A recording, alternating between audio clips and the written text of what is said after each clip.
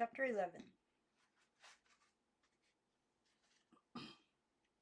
At first, in those early weeks, Aunt Harriet and Aunt Lillian continued to bring in friends for Maggie. "No man is useless while he has a friend," Aunt Lillian announced, quoting from something.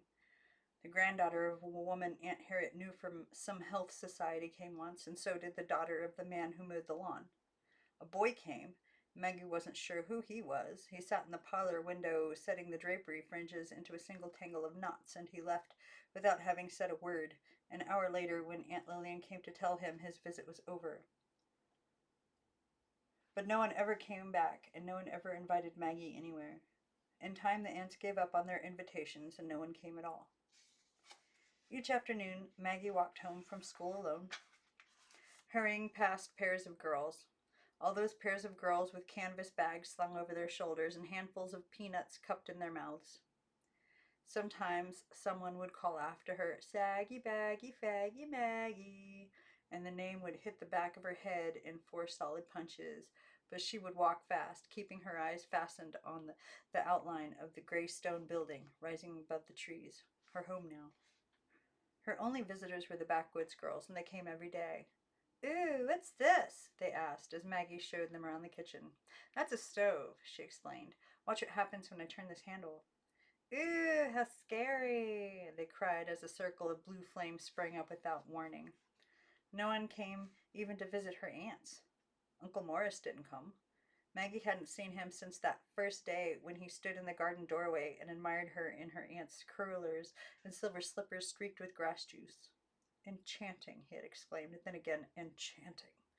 As Maggie struggled up the stairway with her aunts, "Morris, be still," one of them had called down to him as Maggie tried to yank her elbow away from her aunt's grip. "Morris," the other one snapped, "I think it's time you took your leave."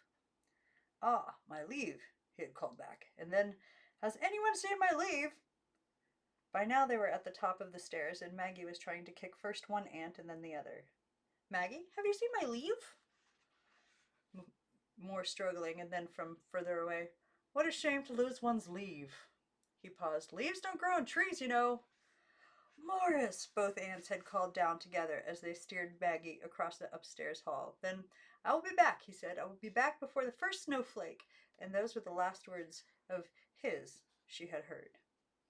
There had been some snowflakes, early ones, and Maggie had wondered about him that day as she gazed through the frozen tracings on her classroom window, and later on when she hurried beside the whitened blades of grass on her way home. Would his silver-headed walking stick and black bowler be hanging on the clothes rack when she opened the door? But he hadn't come, and her aunts' hats, one black, one green, swung alone on the dragon arms in the front hall. The house was always silent now. The two aunts moved about as though on tiny rubber wheels, gliding from room to room, polishing a tabletop, lifting a vase, replacing it. Each afternoon Aunt Harriet would sit at the roll-top desk in the parlor and write letters. Maggie sometimes looked over the envelopes laid out in the hall table and wondered what the letters said. Didn't any of them mention her? Among all those letters, did the name Maggie ever appear? "Maggie goes to the new academy," maybe. "Maggie made her bed today." "Maggie is here," even. When her aunt spoke at all, it was to deliver a lecture. 8 to 10 glasses of water a day, Aunt Lillian said, before Maggie left for school in the morning. "Water flushes out the system." "Dry your feet," Aunt Harriet said when Maggie returned in the afternoon. "Damp feet lower the body's resistance to germ invasions." "Only a face with character is a face of beauty," Aunt Lillian said, catching her as she stared at herself in the hall mirror, and Maggie wondered if what she said could be true. Only people with character were pretty. None of the girls in her class had any character at all, but some of them were amazingly pretty. Randy, who had emptied the salt shaker into Maggie's milk container on her 3rd day of school, had hair that glowed like some kind of orange sun around her face. And Alyssa, who told Maggie every day that her brain was defective, had eyes as blue as dragonfly wings. Maggie tried to imagine what her own face would look like if somehow she had had what Aunt Lillian called character. Suppose one day a ray of goodness entered her body. Would it show in her face? Would Aunt Harriet and Aunt Lillian look at her and see beauty where just the day before they had seen cracked lips and straight ropes of sticky hair moistening her cheeks? Don't draw phlegm into your throat like that, Aunt Harriet said when Maggie sat at the parlor window. You will block your ear passages permanently. Think what it would be like never to hear again.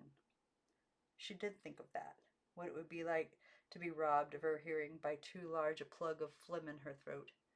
What if she never again heard the words of the girls after school?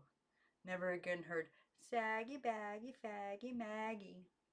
What if she never again heard the words of her aunts? How long would it take her in the silent house to notice that she was deaf?